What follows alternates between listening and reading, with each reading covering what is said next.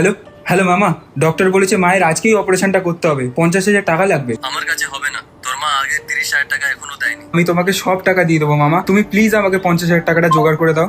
Hello hello মামা, মায়ের অপারেশনের জন্য 50,000 টাকা লাগবে। বাবু এই মুহূর্তে হবে না রে। হ্যালো মাসি, হ্যালো হ্যালো জেঠু।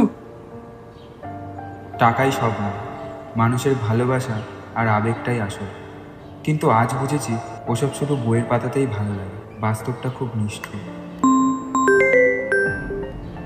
হ্যালো, স্যার আপনার বিল পেমেন্ট হয়ে গেছে, আপনার মায়ের অপারেশন স্টার্ট হয়ে গেছে। কি পেমেন্ট হয়ে গেছে? কিন্তু কে পেমেন্ট করলো? Hello hello. লাস্ট বেঞ্চের স্টুডেন্ট বলে আমাদের উপর একটু ভরসা রাখতে পারলি না?